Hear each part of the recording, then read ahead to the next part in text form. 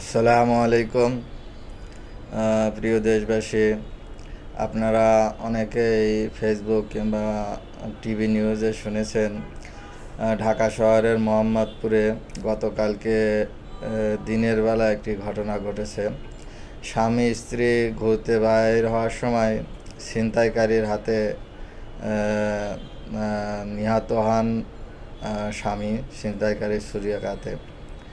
দিনের বেলা প্রকাশ্য দিবালোকে হাজার হাজার জনতার সামনে ছিনতাইকারীরা একজন মানুষকে হেনস্থা করতেছে। তার মোবাইল, মানিব্যাগ, দামি দামি মহিলার গলার চেন, স্বর্ণ ছিনিয়ে নিচ্ছে।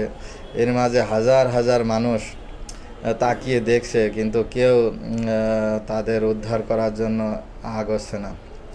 আগিয়ে যাচ্ছে না। এমন একটা বাংলাদেশে আমরা এখন বাস করছি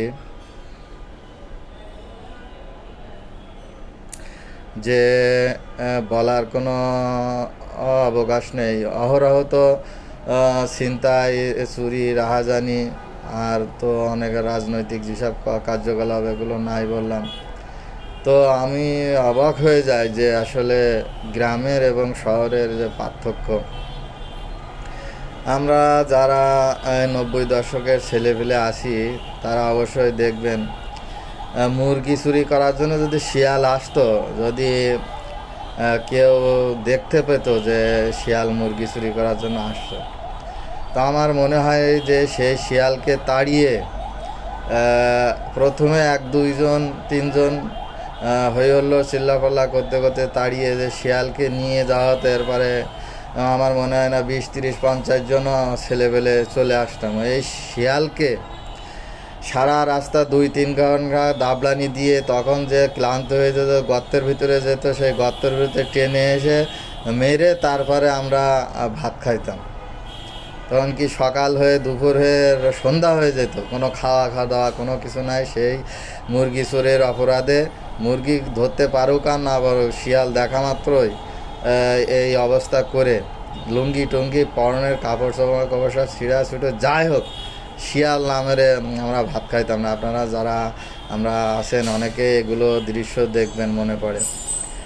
আর ঢাকা শহরে আসার পর থেকে এরকম অনেক চোখে পড়ে, নিজের অজান্তেই মোবাইল বা কাছ থেকে মোবাইল ছিনতাই। সব ভোরবেলা অফিসে কিংবা জরুরি প্রয়োজনে ফজরের নামাজ পড়ে যারা অনেকে বের হয় তারা বেশি ছিনতাইয়ের শিকার হয়। তো এখন এমন একটা অবস্থা, ঢাকা শহরে ফজরের নামাজ পড়ানো যাওয়ার জন্য গেট খুলে মসজিদে যেতেও খুব ভয় লাগে। কি একটা দেশে আমরা বাস করতেছি যে কেউ কারো সাহায্য, একজন হাজার হাজার মানুষের সামনে থেকে একটা জনজন্ত জীবন দিনের বেলা দুপুরবেলা উপযোগী ছুরিয়াঘাত করে নিয়ে নিচ্ছে। মানুষ কেউ আগায় যায় না। এটা এই সমাজ ধ্বংস হওয়ার আর বেশি দেরি আছে বলে আমার মনে হয় না। মানুষ সবাই ভিডিও করে, মোবাইল নিয়ে ভিডিও করে, কিন্তু কেউ কারোর একটা জীবন বাঁচানোর জন্য কেউ আগ্রহী হয় না। আর সবচেয়ে আশ্চর্যের বিষয়, এসব বিভিন্ন এলাকাতে এসব কাজ যারা করে এদের লিস্ট কিন্তু থানায় আছে, হ্যাঁ, তার ছবি সহ থানায় টানানো আছে, কিন্তু এদিক দিয়ে কোদের ধরে তো না, যদিও বা ধরে, হ্যাঁ, তারপরেও 2-3 ঘন্টা থানায় আটকে রেখে আবার তাদেরকে ছেড়ে দেয়। বিভিন্ন এলাকায় সিন্ডিকেট আছে। এমনকি কালকেরই ঘটনা, একদিনের 2 আলোচিত ঘটনা, ওই মোহাম্মদপুর ভেরিবারে এক ভাই, সে তার কাজের উদ্দেশ্যে বাইরে, তার হাতে ছিল একটি দামি মোবাইল। সেই মোবাইলটা এরকম টান দিয়ে নিয়ে দৌড় মারছে। তো সে ভাই থানায় যেয়ে অভিযোগ করছে। তো যখন জিডি করতে যায় তখন এই কর্তব্যরত পুলিশ কর্মকর্তারা সে জিডি তো নেয়নি, বরঞ্চ তাকে অপমান করছে।